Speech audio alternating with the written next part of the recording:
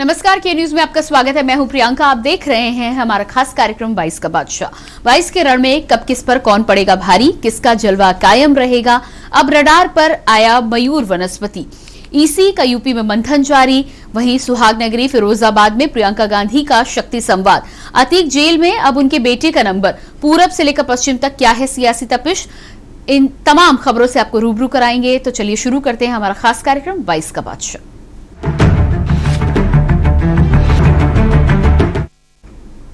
सबसे पहले बात करेंगे ईसी का यूपी में मंथन। देश में कोरोना का नया ओमिक्रॉन वेरिएंट अब डराने लगा है। ओमिक्रॉन के कारण संक्रमण की रफ्तार भी तेज हो चली है। इसी बीच उत्तर प्रदेश समेत 5 राज्यों के विधानसभा चुनाव टालने की बातें भी कही जा रही हैं। हालांकि चुनाव टालने के कोई आसार नजर नहीं आ रहे। आपको बता दें कि चुनाव आयोग की एक टीम बीते 2 दिनों से यूपी में आगामी चुनाव को लेकर मंथन कर रही है। केंद्रीय चुनाव आयोग के साथ बैठक में सभी राजनीतिक दलों ने चुनाव समय से कराने की बात की। इसके साथ ही रैलियों पर भी रोक न लगाने की बात उठाई। इससे पहले चुनाव आयोग ने स्वास्थ्य मंत्रालय के साथ बैठक में चुनावी राज्यों में टीकाकरण में तेजी लाने की बात कही थी। आयोग ने टीकाकरण को लेकर भी अपना रुख साफ करने के बाद उत्तर प्रदेश के दौरे में राजनीतिक दलों से बातचीत में भी यही बात सामने आई है कि चुनाव तो समय से ही होंगे। मीटिंग के दौरान किसी भी दल ने कोविड और ओमिक्रॉन के बढ़ते संक्रमण के मद्देनजर चुनाव टालने की बात नहीं कही। सभी राजनीतिक दलों ने निर्वाचन आयोग से यही कहा कि चुनाव इंतजाम सख्त और चुनाव समय से होने चाहिए।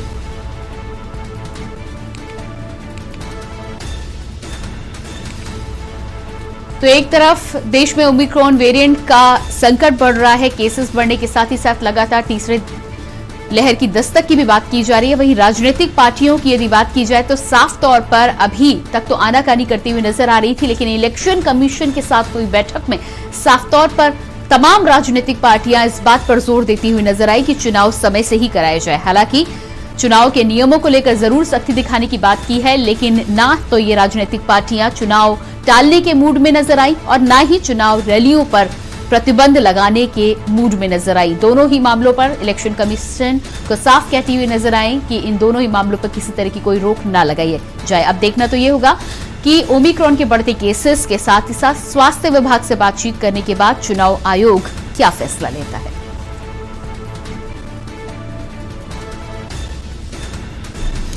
और इस खबर पर हमारे साथ दिल्ली से रेजिडेंट एडिटर अमित दुबे जुड़ चुके हैं। जी अमित, जिस तरह से तमाम राजनीतिक पार्टियों की बात की जा रही थी, अभी तक तो आनाकानी करते हुए राजनीतिक दल नजर आ रहे थे। किसी का कहना था कि चुनाव आयोग पर बात डाल दी जाएगी, कोई कह रहा था कि एक पार्टी करे तो दूसरी पार्टी कहीं ना कहीं उस ओर आगे बढ़ सकती है। लेकिन इलेक्शन कमीशन की बैठक में ये बात पूरी तरह से साफ हो गई कि कोई भी राजनीतिक पार्टी चुनाव टालने के ना तो मूड में है और ना ही राजनीतिक रैलियों पर प्रतिबंध लगाने के मूड में है।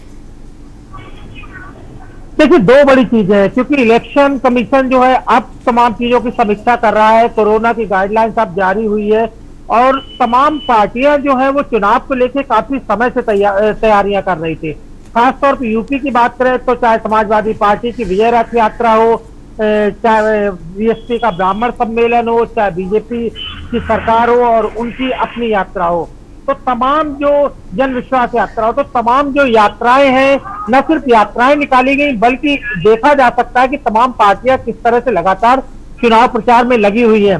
और ऐसे में अगर चुनाव टाला जाता है तो जाहिर तौर पे पार्टियों का खर्चा और ज्यादा बढ़ेगा। ये तमाम पहलू जो है वो कहीं ना कहीं पार्टियों को तमाम चीजों के लिए अपनी राय बदलते हुए नजर आते हैं। भले ही कोरोना को लेकर तमाम गाइडलाइंस हो, लेकिन आम आदमी भी कभी कभार इस बात को जरूर सवाल पूछता है कि मार्केट के लिए गाइडलाइंस है, तमाम चीजों के लिए गाइडलाइंस है, ट्रैफिक के लिए गाइडलाइंस है, लेकिन आखिरकार नेताओं के लिए यानी चुनावी रैलियों के लिए गाइडलाइंस क्यों नहीं है। जाहिर तौर पर चुनावी रैलियों को लेकर भी गाइडलाइंस आएगी, लेकिन जिस बात का जिक्र किया जा रहा है, जो चीज स्पष्ट हो चुकी है कि कोई भी पार्टी नहीं चाहती कि चुनाव को टाला जाए। हर पार्टी चाहती है कि जल्द से जल्द जो है वो चुनाव करवा दिया जाए। हालांकि अभी भी तमाम पार्टियों के जब प्रवक्ताओं से हमारी बात हुई तो उनका साफ तौर पर कहना था कि चुनाव आयोग जिस तरह की गाइडलाइंस देगा या स्वास्थ्य मंत्रालय जिस तरह की गाइडलाइंस देगा, तमाम पार्टियां उसका फॉलो करेंगे, वे खुद इस चीज का फॉलो करेंगे। जी बिल्कुल। तो यहाँ पर चुनाव आयोग पर डालती हुई नजर आ रही है तमाम पार्टियां, लेकिन दरख्वास्त कहीं ना कहीं यही की जा रही है कि चुनाव समय पर कराया जाए। लोगों की जान की यदि बातचीत की जाए तो जिस तरह से केसेस बढ़ रहे हैं, ऐसे में यदि रैलियों पर भी रोक ना लगी तो कहीं ना कहीं खतरा बढ़ सकता है। देखिए, इसमें कोई दो राय नहीं है। दिल्ली जैसी जगह पे येलो अलर्ट जारी हो चुका है। 10 बजे से 8 बजे तक मार्केट खुल रही है। 10 बजे के बाद जो है कर्फ्यू स्टार्ट हो जाता है, सुबह 5 बजे तक रहता है। और ऐसे में न सिर्फ स्टार्ट हो जाता है, बल्कि हमने देखा कि जो लोग निकले थे, जिन्हें जानकारी नहीं थी, उन्हें किस तरह से चालान भरना पड़ा और हर्जाना भरना पड़ा। तो जाहिर तौर पर ये चीजें स्पष्ट होती है और यही बात जो है वो जनता भी सवाल करती है। लेकिन कल जो है चुनाव आयोग की अगर हम बात करें तो चुनाव आयोग के मुख्य सचिव और डीजीपी के साथ भी यूपी के बैठक होने वाली है। लेकिन बैठक से पहले जो चीजें स्पष्ट हुई है वो साफ है कि चुनाव जो है पार्टियां नहीं चाहती कि चुनाव को टाला जाए। और इसका एक और स्वरूप पहले स्पष्ट हो गया था जब चुनाव आयोग की बैठक केंद्रीय स्वास्थ्य मंत्रालय के साथ हुई थी। तो वहां पे चुनाव आयोग ने उन राज्यों की समीक्षा करी जहां चुनाव होने वाला है कि वहां पे वैक्सीनेशन दर क्या है, कितने लोगों का वैक्सीनेशन हो चुका है। और ये भी हिदायत दी गई कि वहां ज्यादा से ज्यादा लोगों को वैक्सीनेट किया जाए। चुनाव को रोकने की बात नहीं हुई, लोगों को वैक्सीनेट करने की बात हुई है। तो जाहिर तौर पर चुनाव आयोग भी कहीं ना कहीं हमें लग रहा कि नहीं चाहता है, भले ही हाई कोर्ट ने उसे कहा हो कि चुनाव आयोग अपनी चीजों को लेकर एक बार समीक्षा करे, हो सके तो 1-2 महीने के लिए चुनाव को टाला जाए। लेकिन चुनाव आयोग जिस तरह से लगातार बैठकें कर रहा है, उससे लग रहा है कि चुनाव आयोग भी नहीं चाहता कि चुनाव को टाला जाए। और यही वजह है कि तमाम जो चुनावी क्षेत्र जो 5 राज्य हैं, उन राज्यों में जो वैक्सीनेशन अब तक हुआ उसकी समीक्षा की गई और वैक्सीनेशन बढ़ाने पे भी जोर दिया गया है। जी बिल्कुल अमित, इस तमाम जानकारी के लिए बहुत बहुत शुक्रिया। तो इस पूरे मामले में अब कहीं ना कहीं गेंद चुनाव आयोग के पाले में है। देखना ही होगा कि उत्तर प्रदेश में जगह जगह मंथन करने के बाद चुनाव आयोग इस पर क्या कुछ फैसला लेता है।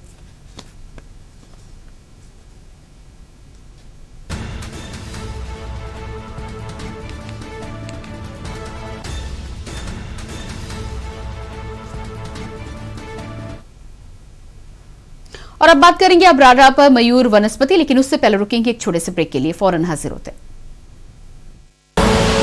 आप देख रहे हैं के न्यूज, खबरों का सारथी।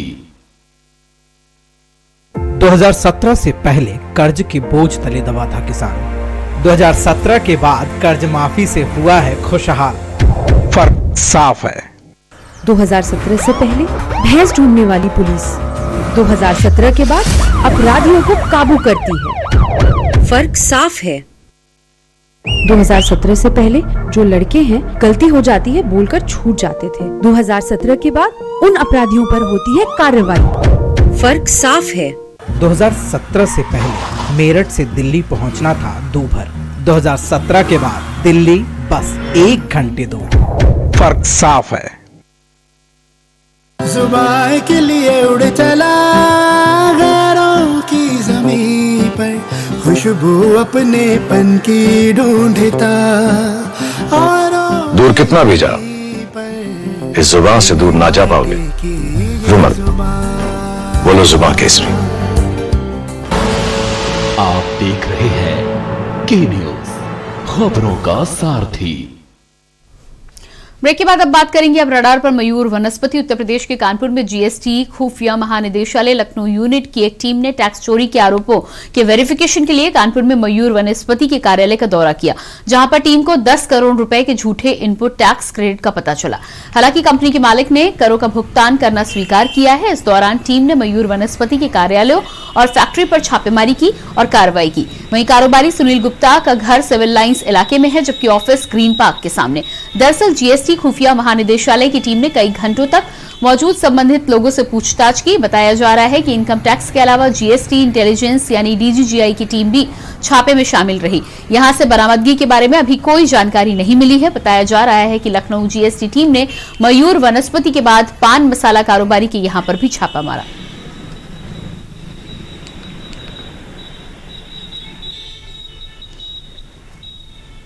उत्तर प्रदेश में अगर कानपुर की बात की जाए तो लगातार छापेमारी का दौर चल रहा है। पहले पीयूष जैन, फिर प्रकाश जैन और अब वनस्पति की मयूर ग्रुप पे भी डीजीसीआई की रेड पड़ी है। अगर बात की जाए तो 10 करोड़ की घपले की बात सामने आ रही है, जो लगभग उनके प्रबंधन ने स्वीकार भी कर लिया। हम लोग इस टाइम खड़े हैं जहां पर कल रात में मयूर ग्रुप के ऑफिस में रेड मारी गई थी। ये हमारे पीछे मयूर ग्रुप का ऑफिस है, ये ऑफिस है। इससे पहले ये ऑफिस कानपुर के 70 पट्टी इलाके में हुआ करता था, अभी हाल ही में बना हुआ है ये मयूर ग्रुप का ऑफिस। अगर बात की जाए तो अभी भी जांचें चल रही हैं। कल रात मयूर ग्रुप का जो घर है सिविल लाइन्स स्थित, वहां से कुछ कागजात लिए गए। उससे पहले दोपहर में उनकी फैक्ट्रियों में छापे पड़ते हैं, तो कहीं ना कहीं पीयूष जैन के रैकेट से इसको जोड़ के देखा जा रहा है। जो बड़े बड़े अमाउंट की बात की जा रही है, वो कहीं ना कहीं अभी और भी कई खुलासे होना बाकी है। और हम लोग लगातार इसकी बात कर रहे हैं कि कई सफेद पोश व्यापारी इसमें सामने आएंगे, उनके नाम जिनको सब लोग व्हाइट कॉलर कहा करते थे। कानपुर से विशाल मिश्रा।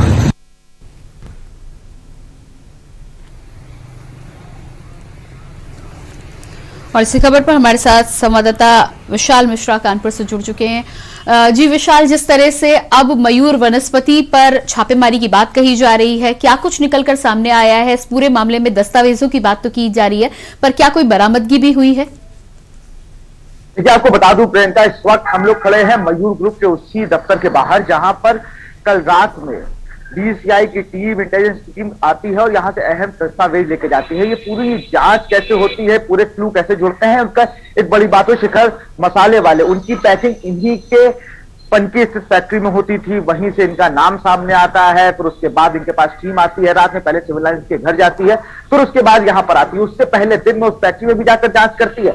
अगर बात की जाए तो कानपुर के कलेक्टरगंज स्थित इनका एक ऑफिस भी है, जो 6 बजे शाम को बंद हो गया था। अमूमन वो रात में 10 से 11 बजे तक बंद होता है, सब लोग वहां बैठे होते हैं, लेकिन कल वो 6 ही बजे बंद हो गया। तो अगर बात करें सुनील गुप्ता की, जो कि चेयरमैन है, उन्होंने स्वीकार किया है 10 करोड़ का इनपुट टैक्स की चोरी की जो बात है उन्होंने कबूल की है। उसके साथ साथ इन्होंने ये भी कहा कि हम जांच में सहयोग करेंगे, हमारा इनसे कोई लेना देना नहीं है। लेकिन पीयूष जैन के खुलासे के बाद लगातार जिस तरह से GST चोरी की बातें खुल के सामने आ रही, वो कहीं ना कहीं यूपी में बता रही है कि कितने सफेद पोश व्यापारियों, कितने व्हाइट कॉलर नेताओं के संरक्षण में ये चल रहा था। लगातार इस तरह की बातें सामने भी आ रही। कई राजनेताओं का संरक्षण प्राप्त था, जिनकी शायद ये टैक्स चोरी हुआ करती थी, दिखाते नहीं थे इसका अमाउंट। और अभी बहुत बड़े बड़े खुलासे होना है, क्योंकि इनके महत्वपूर्ण दस्तावेज जो खरीद और बेच के थे, वो GST की टीम अपने साथ लखनऊ लेके गई है। प्रियंका जी बिल्कुल, तो मयूर वनस्पति के वहां पर तो छापा पड़ा ही, लेकिन उसके साथ जानकारी ये भी मिल रही है कि पान मसाला कारोबारी के यहाँ भी छापा पड़ा। क्या उस बारे में कोई जानकारी मिली है अभी तक आपको?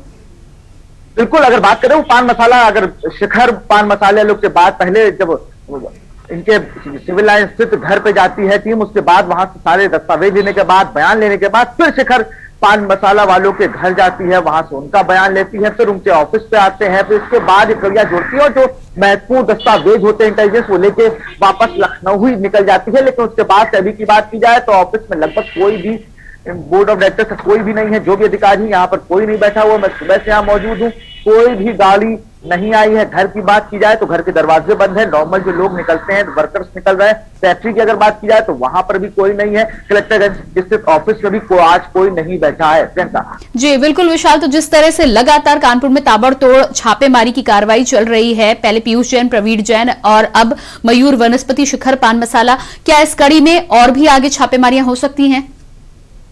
देखिए, जो हमारे पास हमारे सोर्स कह रहे हैं कि ये अभी 1% भी नहीं है। अभी से तमाम आपको व्यापारी और मिलने वाले हैं, कई राजनेताओं के भी नाम सामने आने वाले हैं जो इनको शय देते थे, वो किसी भी पार्टी के हो सकते हैं, लेकिन कहीं ना कहीं और व्यापारियों के नाम खुलने। जी बिल्कुल विशाल, तमाम जानकारी के लिए आपका बहुत बहुत शुक्रिया। तो राडार पर मयूर वनस्पति के साथ ही साथ कहीं ना कहीं शिखर पान मसाला के वहां पर भी छापेमारी के बाद दस्तावेजों को बरामद किया गया है। इस पूरे मामले में छापेमारी के बाद और दस्तावेजों को खंगालने के बाद आगे की जानकारी के बारे में पता चल पाएगा।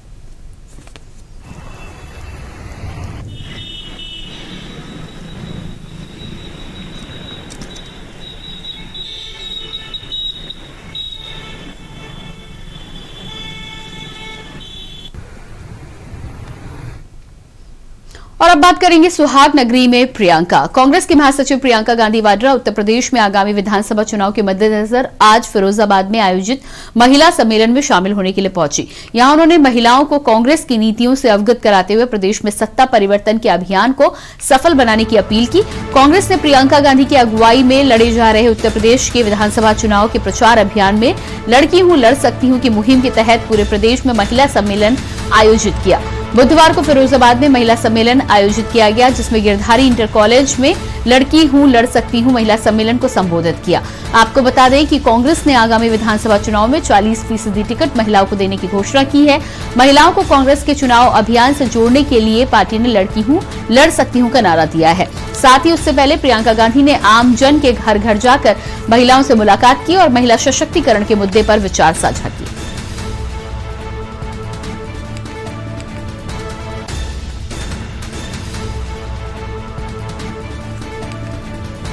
प्रियंका गांधी आज फिरोजाबाद पहुंची। फिरोजाबाद में महिला जनसभा को संबोधित किया। जिस तरह से लगातार उत्तर प्रदेश में महिला वोटरों को लुभाने के लिए कांग्रेस पार्टी के द्वारा लगातार कार्य किए जा रहे हैं। 40% राजनीति में टिकट देने के साथ ही साथ लगातार महिला और महिला से जुड़ी समस्याओं पर बातचीत की जा रही है। महिला को सशक्तिकरण के रास्ते पर ले जाने का प्रयास किया जा रहा है। तमाम विचार, तमाम बातें साझा की जा रही हैं। लगातार हर मुद्दे पर कांग्रेस महासचिव प्रियंका गांधी एक तरफ लड़कियों को जागरूक करती हुई नजर आ रही हैं, दूसरी तरफ लड़कियों और महिलाओं के मुद्दे पर आवाज उठाती हुई नजर आ रही हैं। तो ये आप देख पा रहे हैं तस्वीरें, लोगों के घर घर जाकर उनके साथ हाथ भी बटाया है, उनकी समस्याओं के बारे में जाना, उनके साथ बातचीत की है। आप देख पा रहे हैं किस तरह से महिलाओं के घर में जाकर उनके घरेलू कामकाज में भी हाथ बटाती हुई नजर आई कांग्रेस महासचिव प्रियंका गांधी।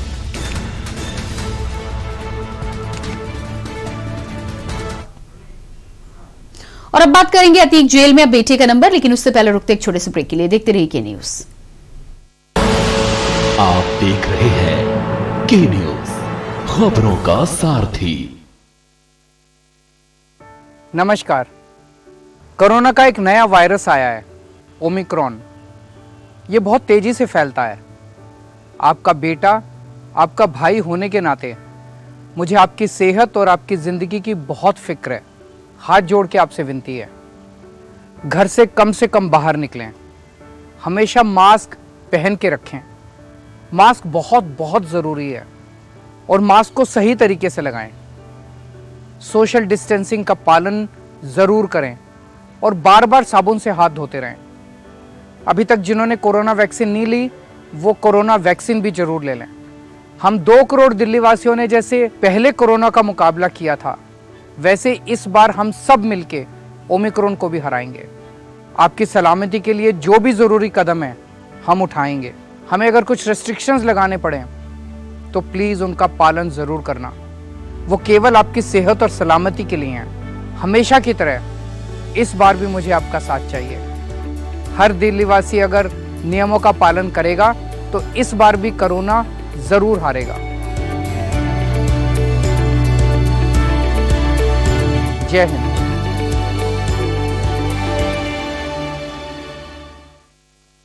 पर ये दिल है कि चख रहा है उन्हीं अल्फाजों का दूर कितना भी जाओ, इस जुबान से दूर ना जा पाओगे। विमल, बोलो जुबान केसरी। आप देख रहे हैं के न्यूज, खबरों का सारथी।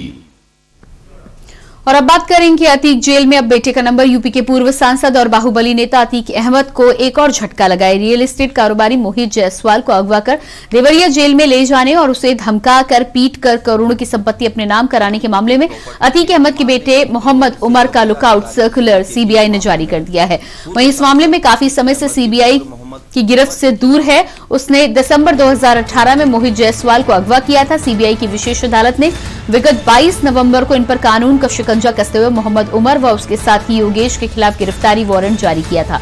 इससे पहले 21 अक्टूबर को दोनों फरार अभियुक्तों की संपत्ति कुर्क कराने का ऑर्डर भी जारी कर दिया गया है। सीबीआई की ओर से आरोपित पर 2 लाख का इनाम घोषित किया गया है।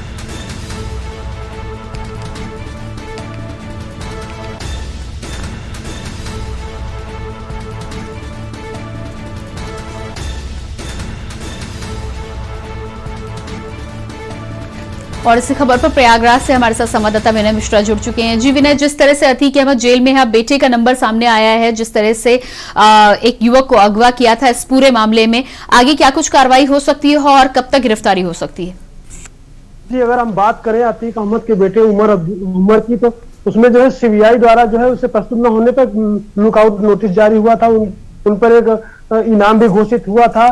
फिर भी जो है उसके बाद भी जो है प्रशासन के पीछे अब भी लगी है। योगी सरकार में गिरफ्तारियां होनी निश्चित है। जी बिल्कुल, तो गिरफ्तारी होनी निश्चित है, लेकिन जिस तरह से बताया जा रहा था कि पहले से फरार चल रहा था, लंबे समय से 2 लाख का इनाम भी रखा हुआ है, संपत्ति कुर्क कराई है, कितना और समय लग सकता है? किस तरह से छानबीन जारी है? जी, लगातार जो है पुलिस और सीबीआई की और भी गोपनीय जो टीमें हैं पुलिस प्रशासन की, वो इनके पीछे हमेशा रडार पे उमर है। और जब भी जो है इनके जो है प्रयागराज में भी ठिकाने हैं जो जहां पे पुलिस द्वारा लगातार छापेमारी की जा रही है, इसमें जल्द से जल्द गिरफ्तारियां होने की संभावना है। जी बिल्कुल विनय, जिस तरह से अतीक अहमद के बेटे मोहम्मद उमर को लेकर तो लुकआउट नोटिस जारी कर दिया गया है और छानबीन लगातार जारी है, लेकिन माना जा रहा है कि इसमें एक और व्यक्ति उसके साथ दोषी था, उसको लेकर क्या कार्रवाई हुई है? उमर के साथ जो उसके साथी दोनों जो है साथी फरार है और दोनों के पीछे जो है पुलिस जो है उनकी तलाश में दबिश लगातार दे रही है।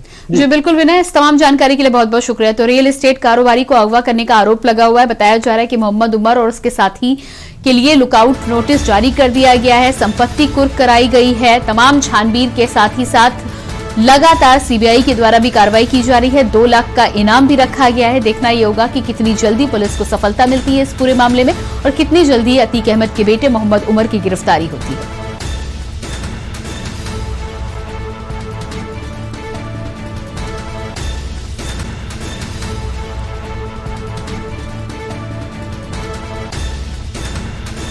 तो कारोबारी मोहित जायसवाल को अगवा करने का आरोप था। मारपीट कर करोड़ों की संपत्ति हड़पने का लगा था आरोप, जिसको लेकर कार्रवाई होने के बाद नोटिस जारी किया गया था। अब एक बार फिर से लुकआउट नोटिस जारी किया गया है। अतीक अहमद के बेटे मोहम्मद उमर और उसके साथी को लेकर लुकआउट सर्कुलर जारी किया गया है।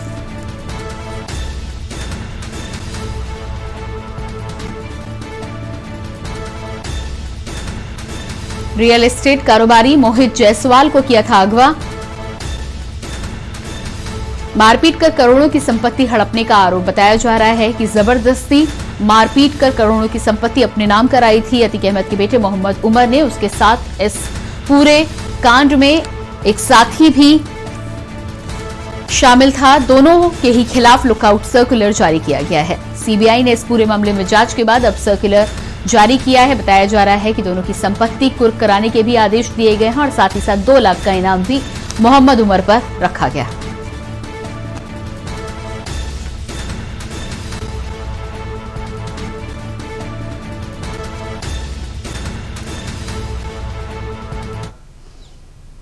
और इसी के साथ 22 का बादशाह में इतना ही। बाकी खबरों के लिए बने रही के न्यूज इंडिया के साथ। नमस्कार।